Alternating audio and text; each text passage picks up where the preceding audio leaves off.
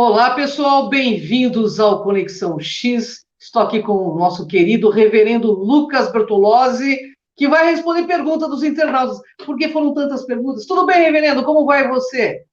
Olá, minha irmã, paz, amor e bem. Aliás, mantendo a tradição do terceiro programa, eu já posso pedir música no Fantástico.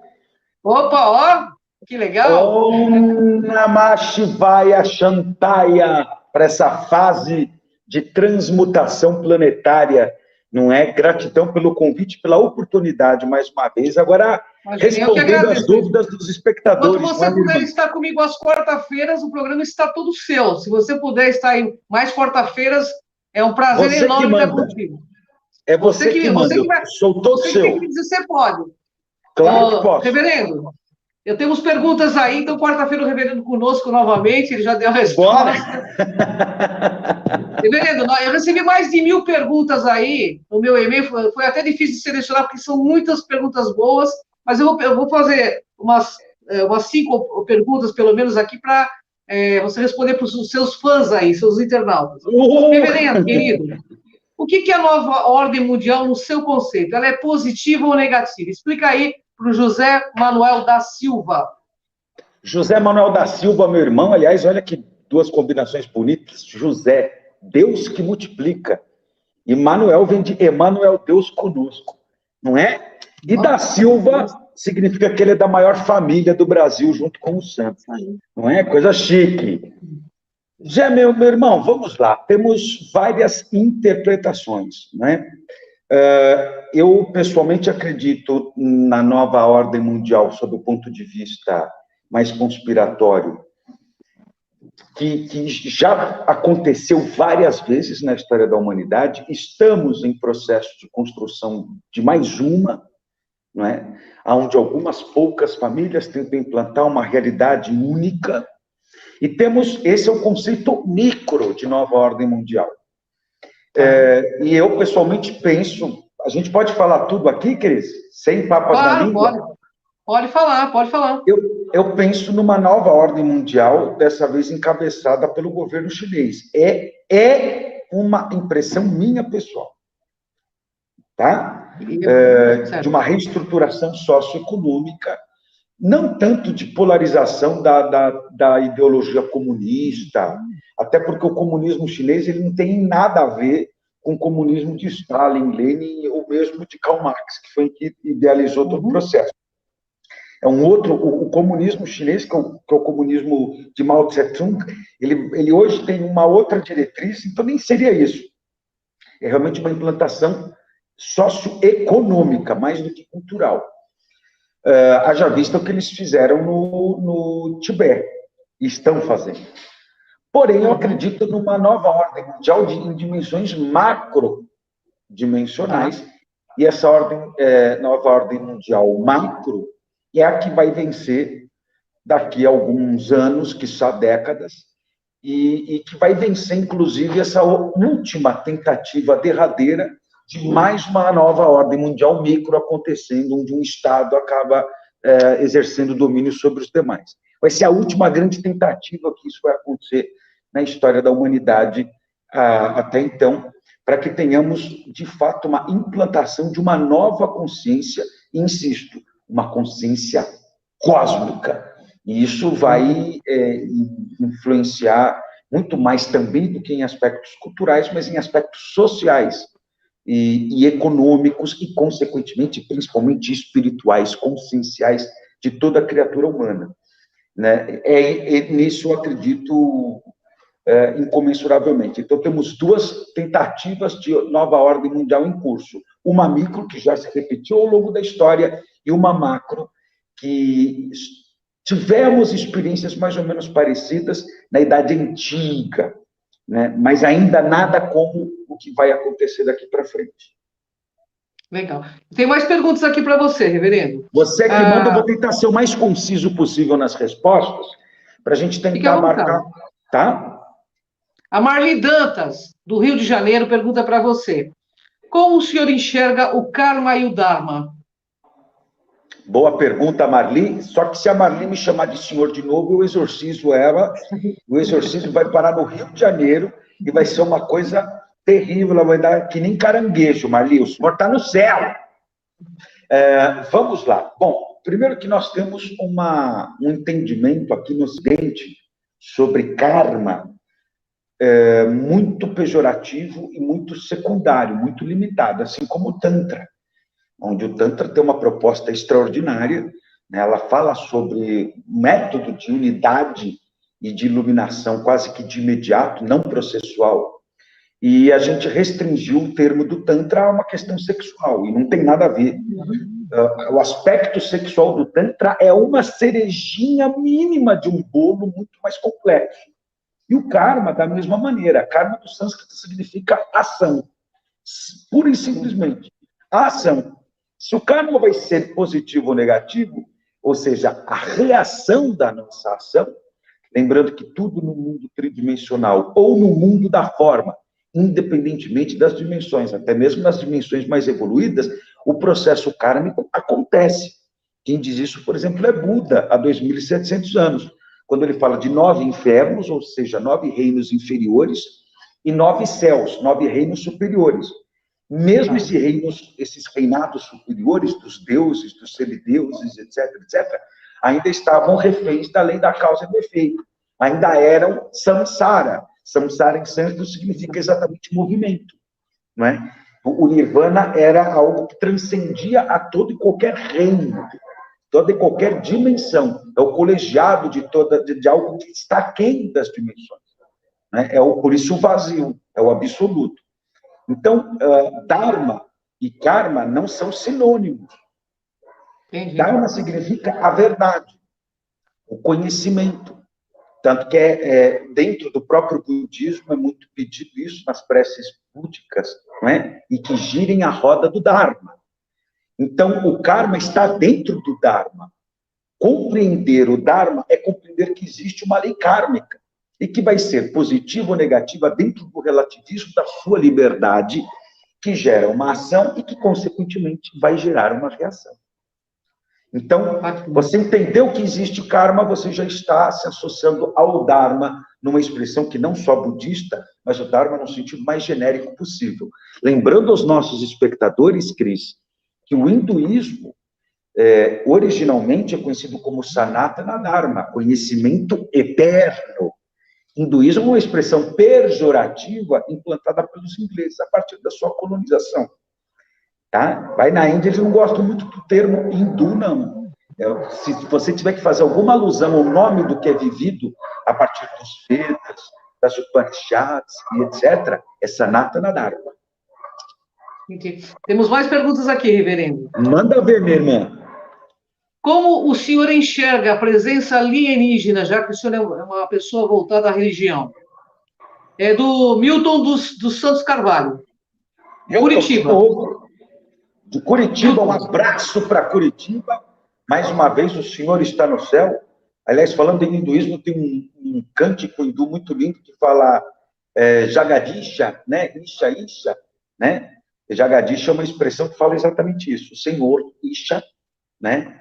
É o supremo governante da Terra. Quem é este senhor, senão a suprema consciência, senão o absoluto, além de toda forma e de todo nome? Portanto, pode ser também senhora, que eu gosto muito desse sagrado do feminino.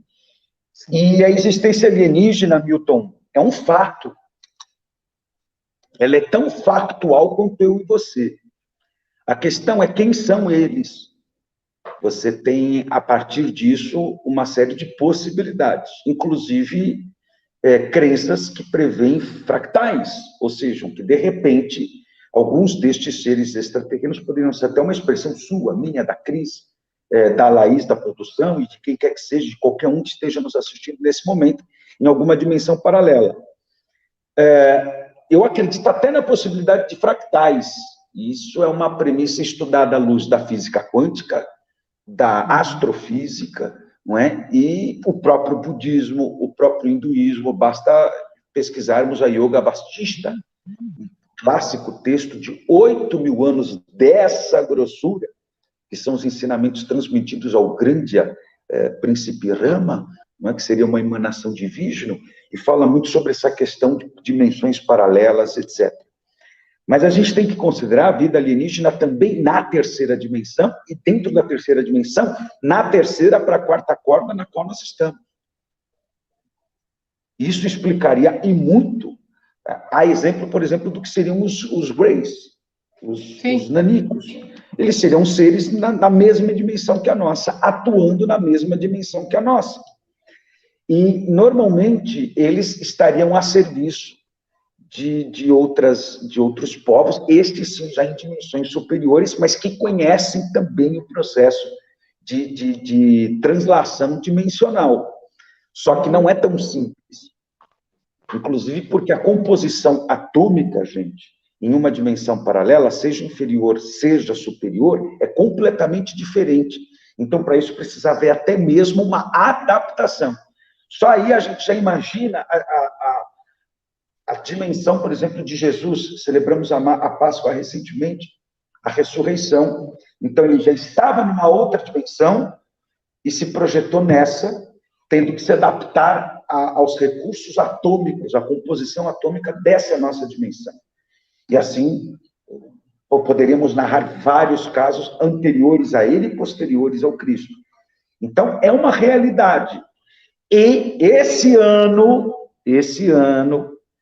cada vez mais, vai estar à disposição dos olhos curiosos. Até então, só alguns olhos privilegiados podiam ver. Hoje em diante vai ficar cada vez mais claro, até que nós comecemos a enxergar com cada vez mais naturalidade, até chegarmos a um ponto em que a criatura humana possa, então, receber uma comitiva efetiva de alguns desses seres, que vem em missão de paz, diga-se de passagem. Olha que maravilha. Temos mais algum tempo? Temos. Ainda bem que passou pouco, hein? Graças a Deus. Graças a Deus. O Rinaldo dos Anjos, ele está perguntando, o senhor acredita que existem híbridos de ETs vivendo entre nós? Mais do que híbridos, eu acredito que existem muitos seres extraterrenos de fato vivendo entre nós, além do conceito mais genérico de que todos nós somos extraterrenos de fato na nossa origem. Isso cientificamente falando, numa abordagem mais puramente científica. Mas temos vários, inclusive. A questão é que, normalmente, a gente não nota, porque grande parte desses são humanoides. 85% a 90% das civilizações extraterrenas que dividem a mesma dimensão que a gente, por dimensão não estou falando de sistema solar, mas de galáxias e galáxias paralelas, galáxias co-irmãs. Uma dimensão inteira corresponde a um universo inteiro de infinitas galáxias, praticamente infinitas, né? São incontáveis. E dentro dessa dimensão em que nós estamos, mais de 80%, certamente 85%, de sociedades civilizatórias nos mais diversos planetas, nas mais diversas galáxias do nosso universo, são de característica humanoide. Então, outras tantas que não seriam, como os Greys, por exemplo, que são de origem, na verdade, até de composição, de uma origem dimensional inferior, e que, para prestarem alguns serviços, muitos deles ascensionaram para dimensões maiores, e nem tem muitos deles planetas estabelecidos. Seria, por exemplo, um dos casos das criaturas de Varginha, que estariam a serviço, na verdade, de outros povos, esses sim ainda que não se manifestaram, são quase que mercenários galácticos, vamos dizer assim, no melhor sentido da palavra, né? E foi um acidente, foi uma queda, uma fatalidade rara, né?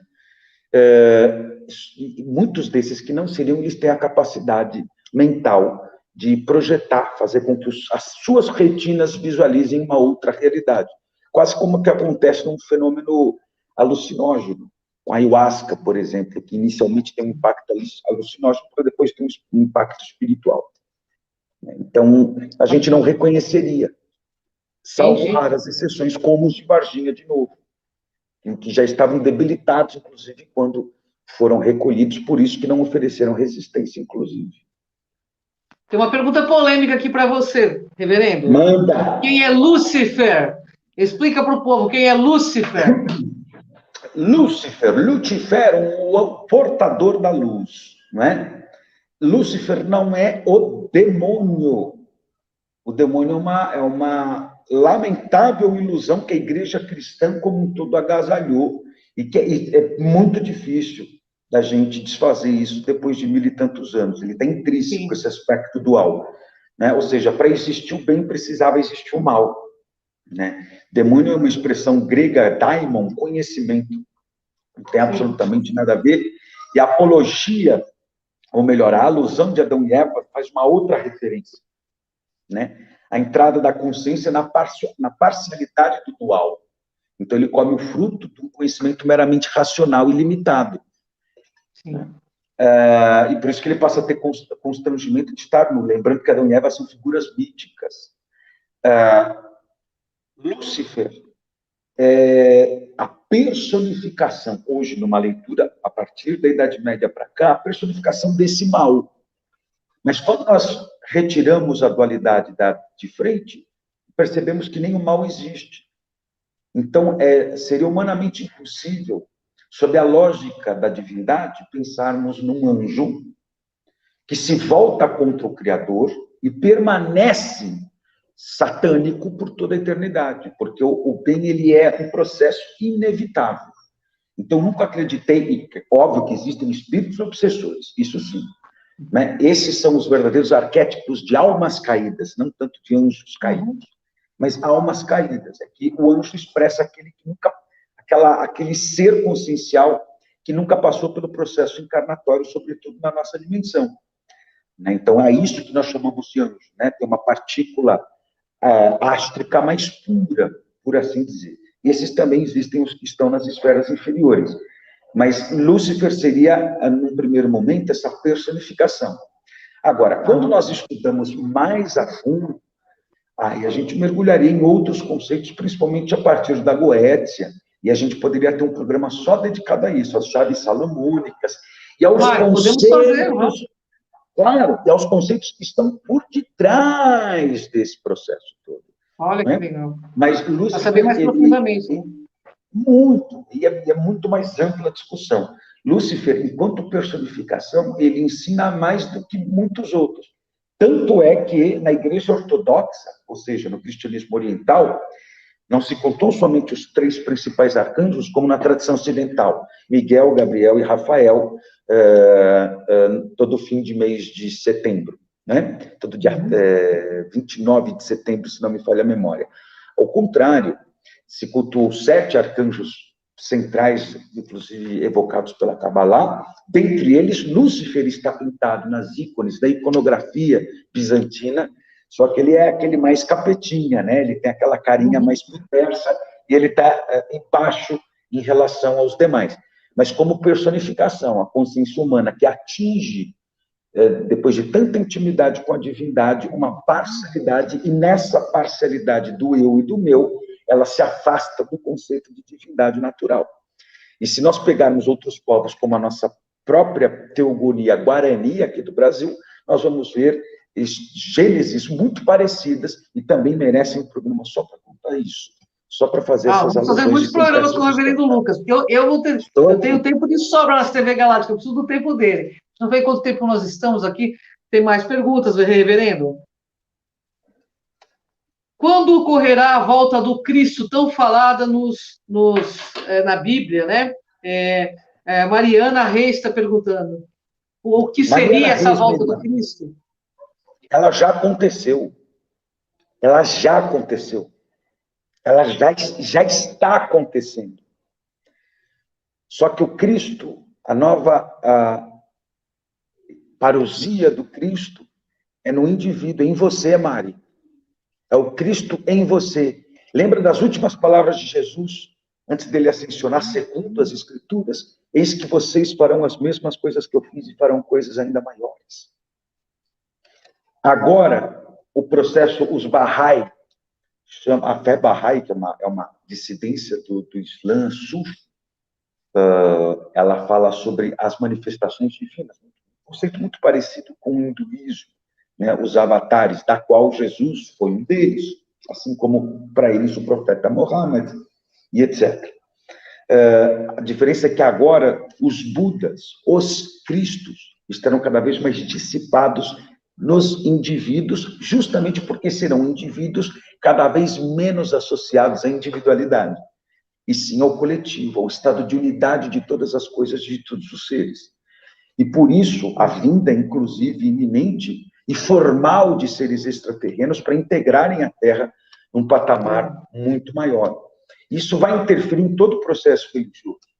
Olha o que aconteceu esse fim de semana, a total falta de lucidez que as igrejas cristãs tiveram no Brasil, católicas e evangélicas, liberando a abertura de templos, né? Através de uma decisão monocrática de um juiz do Supremo, terrivelmente evangélico, porque foi nomeado pelo Bolsonaro com essas palavras, né? Com o suporte de uma associação de juristas evangélicos. Olha o tipo de anomalia que nós estamos. E foi muito cruel para a igreja cristã como um todo ter que celebrar a Páscoa, que seria o ápice da sua festa, o sentido maior da existência das instituições cristãs como um todo, isoladamente em casa. E no Brasil deram esse vexame, essa contradição. Na celebração da vida, expuseram todas as vidas de todas as pessoas em perigo. Por quê? Porque o que está em jogo é justamente o poderio dessas instituições, o poderio político, a influência, que se perde, principalmente desde o iluminismo para cá, né? Ela tem se perdido. Só que a igreja, sobretudo de tradição católica, ortodoxa, ela ainda consegue protelar esse processo de retroceder, porque ela tem uma estrutura medieval, uma linguagem medieval. E, no entanto, as igrejas evangélicas, partindo de uma premissa luterana, estão sempre se reinventando. Hoje nós estamos num movimento pós-pentecostal. Olha, pentecostal, neopentecostal e agora pós-pentecostal, antropossociologicamente falando. Então, elas vão... Se o Edir Macedo, se a Universal do Reino de Deus estivesse na crise estrutural que a Igreja Católica Apostólica Romana está, pelo menos nos últimos 300 anos, ela não duraria 10 anos. Só que a Igreja Católica, insisto, ela tem uma linguagem que recebe progresso e retrocesso ainda medieval. Então, é tudo muito lento, os impactos. Mas é um retrocesso que já vão há séculos e que é inevitável. E que agora veio de uma forma assim. O ser igreja vai ser muito mais importante do que o estar na igreja. E essa é a volta do Cristo, minha irmã. E é isso que causa um desespero profundo em grande parte dessas estruturas religiosas. Vós sois o templo, né? Como dizia Jesus, vós sois o templo. Como nos diz o Evangelho apócrifo de Tomé, arranque uma madeira e lá me encontrarás, tire uma pedra do chão e ali eu estarei. Quando ele começa falando que o reino dos céus não habita em templos de madeira ou de pedra, e sim no coração de cada ser. É lindo, é demais. Ô, reverendo, deixa eu ver aqui, tem tantas perguntas aqui que eu até me perco. Veja, Cris, o que é uma contradição, porque eu estou falando com você de uma capela. Sim. Eu não estou aqui rejeitando o poder do encontro, o poder do colegiado, do rito, da liturgia. Eu sou apaixonado por toda a forma de liturgia. Não só da tradição católica, da qual o anglicanismo que eu pertenço toma parte, mas do budismo, do hinduísmo, da umbanda, uma gira, que é coisa mais gostosa que gira, rituais xamânicos, quanta saudade eu tenho das minhas missões com os índios, dançando toré à beira da fogueira, né? A questão é que esse não é o ponto de partida é interior. Somente quando nós vivemos uma experiência anterior e interior, é que aquilo que a gente vai viver no coletivo, ao redor de um altar, de uma fogueira, seja do que for, se torna de fato eficaz e verdadeiro. O pessoal está pedindo aqui para que você faça uma mentalização para esse momento, né, de expansão dessa doença, para que as pessoas restabeleçam a saúde. Eles querem que, através da sua conexão com Deus, né, que você é o representante dele aqui, você faça essa reconexão dos internautas. Você poderia fazer? Então, vou fazer o seguinte, se você me permitir, como nós estamos a 3 minutos de encerramento do programa, a gente faria algo muito, muito frágil, muito superficial, e o teu público não merece isso, merece o melhor da gente. Então, se você Correto. topar semana que vem, a gente faz um Topado. programa praticamente todo voltado para a meditação, a gente faz uma prática especial para a elevação das consciências, para esse novo patamar consciencial que a Terra está alcançando. Está combinado, então. Aí eu vou Se estar você com a puder minha flauta xamânica dos índios Lakota ao vivo aqui. E a gente vai fazer a consagração do Santo Fogo, do Fogo Santo, junto com os teus espectadores, que é a yoga do fogo, para a elevação das consciências. O que você me diz? Está combinado. Então, o próximo programa vai ser uma mentalização. Vamos fazer um rito juntos.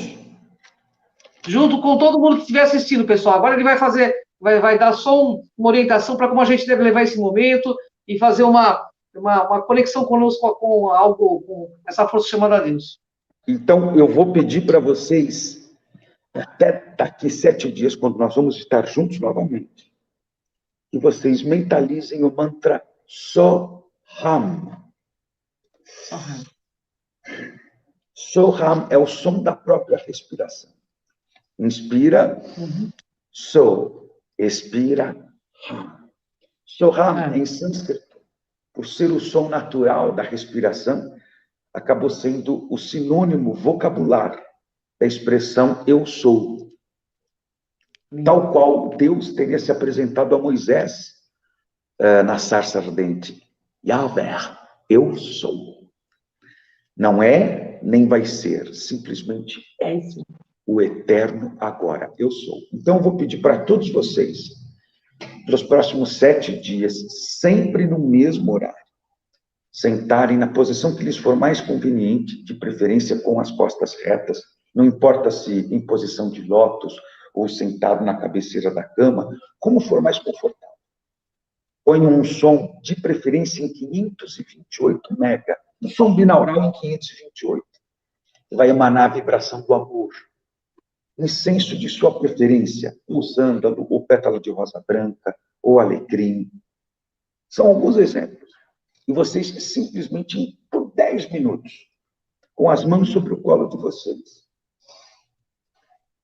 Soham, mantendo a respiração natural. Não forcem, não aprofundem a respiração, nada disso. Simplesmente observem a respiração natural, tendo por bússola a expressão Soham. Eu sou. Mas quem sou eu? O eu sou. Nada que possa ser explicado, nada que possa ser definido. Tudo aquilo que é explicado e definido demonstra onde eu estou, não o que eu sou.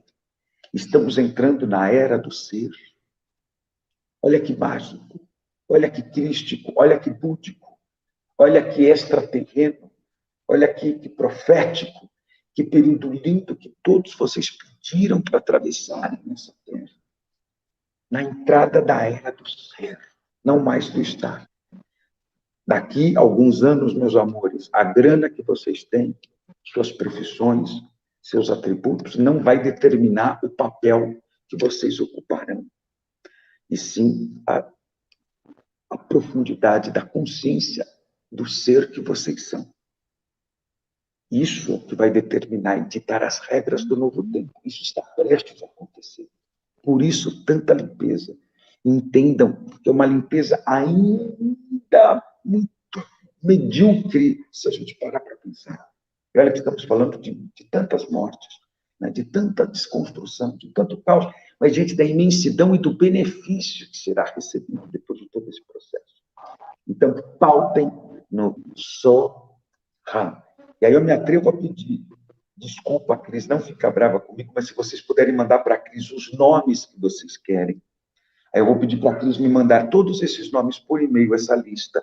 Eu vou imprimir, eu vou colocar num recipiente que a gente vai depositar no fogo santo, junto das nossas irmãs salamandras. E vamos, se vocês puderem já preparar para a semana que vem, um pedacinho de pão, qualquer tipo de pão, pão ázimo, pão sírio, pão francês, pão puma, pão ázimo, pão Oh, meu Deus do céu, me fugiu o nome, aquele grandão. Mas, enfim, todo tipo de pão. Não importa, prepare um pedacinho e uma tacinha ou de suco de uva ou de vinho de sua preferência tinto. Todos nós vamos viver uma experiência da ceia mística, demonstrando que todos nós somos sacerdotes. Todos nós somos sacerdotes. Quem diz isso, inclusive, é o apóstolo Pedro, tido como o primeiro papa, o que também não é muito coerente com a história, mas vai lá. Isso não adultera em nada a grandeza de Pedro, né? Aquele que negou e ainda assim foi eleito pelo Cristo, né? Então, todos nós somos sacerdotes do estado do Cristo. Então, vamos viver essa experiência na semana que vem. Até lá, só sempre no mesmo horário, por no mínimo 10 minutos. Bom, reverendo, gratidão pela tua presença, estamos em cima do nosso horário e conto com o reverendo na próxima semana para a gente fazer, então, essa meditação em pró dessa cura planetária, né? Mística, eu sou, da Páscoa da alma de cada um de nós. É isso aí. Reverendo, gratidão. Até o próximo Conexão X com o reverendo Lucas, pessoal. Até o próximo. Até quarta. Até mais, pessoal. Até mais.